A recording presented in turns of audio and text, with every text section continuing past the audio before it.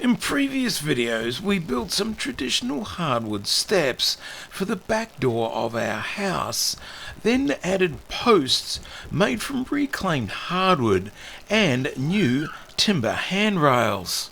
In this video we'll be adding reclaimed slats to these rails to complete the balustrading, which turns out to be quite the challenge.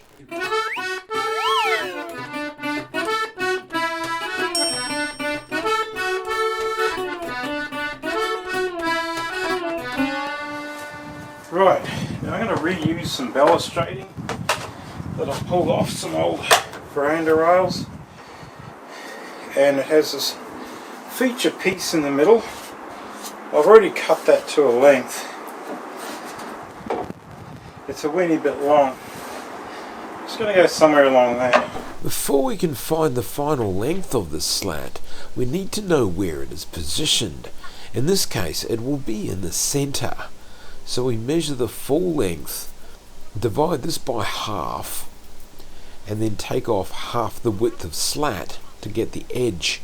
The width of slat being from the angled end to get it accurate. Getting the length of the slat is complicated by the fact that the bottom of the top rail has a groove in it for the slat and it's angled, so we need to measure it at the appropriate angle. It's about 20 mils, so if we get that around about the right spot. Oh, angles are great, man, angles are great. Mark that.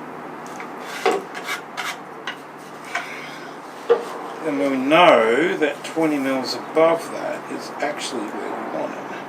Right, we've trimmed this now, so we'll see if it fits.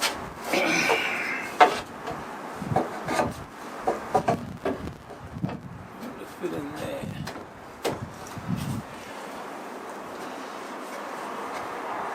It seems to. We'll just check how plumb it is.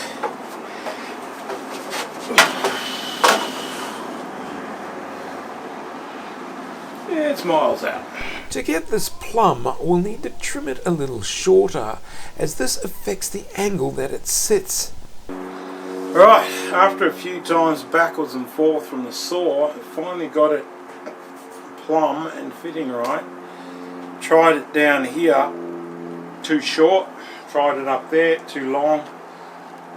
We have a few mils difference in height from here to there, so we're going to have to cuddle these individually. Great. We then brad nail the feature slat in place. Beautiful.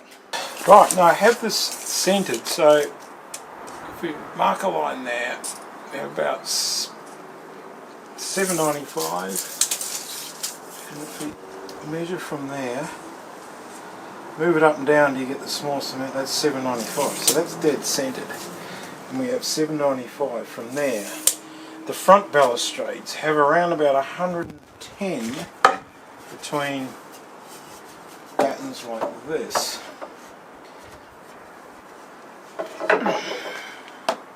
So we need to calculate what spacing we need to make these.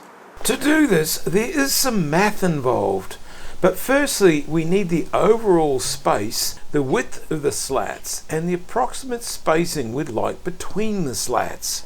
The overall space must be measured on a level line. The easiest way to do this is use a tape measure that is approximately level, then move the end you are reading up and down until you get the smallest measurement, which will be accurate. To get the number of slats, we take the overall space of 795 that we just measured and divide this by the slat spacing we want, which is the same we used on the front veranda at 110 millimeters, which equals 7.2 something, which rounds out to be 7 slats.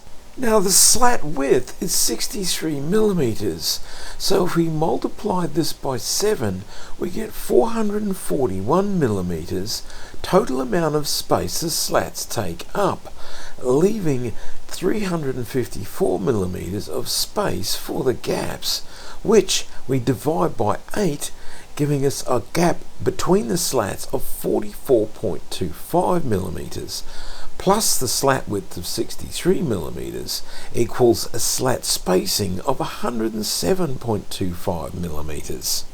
Now, to get the correct length of each slat, we know how long the middle slat is, which we found out by trial and error, and we know the height of the top rail is different at each end. So each of the 15 slats will be at a slightly different height. We need the correct height of each slat so they will be plumb when we go to fit them, but we don't want to have to fiddle about with each and every slat to get its length like we had to do with the middle slat. So what we can do is take the difference in height which we get from measuring the lower and upper ends and subtracting the upper from the lower, then dividing this by 15 to get the amount of each slat increases or decreases in height. We'll call this value I, then add or subtract this from the middle slat length by the number of slats it is from the middle. We'll make a list of slat lengths, number them and cut them to length ready to fit. We also need to make a list of the distances each slat is from the lower end and mark the trailing edge on the bottom rail so we can space the slats out correctly. The list consists of the 107.25mm slat spacing we calculated earlier, multiplied by the slat number, with the middle slat having a spacing of 136.25mm because it is 92mm wide as opposed to 63mm like the other slats. We reference from the lower end because this makes it easier to mark these out onto the bottom rail. With all this prep work done, it's then just a matter of slipping each slat into the groove of the top rail and tacking the bottom with the bradding gun and then popping 4 brads into each slat. Then repeat the process with the next 7 slats. The brads we're using are 16 gauge and 32mm long, which we found holds nicely on the front balustrades. The balustrade for the landing is a lot simpler because there's no angles, and we made sure the top and bottom rail were parallel. So when cutting that center feature slat, it will now fit anywhere along the rails. So we can now center this as we did before, make sure it is plumb, and then brad nail it in place.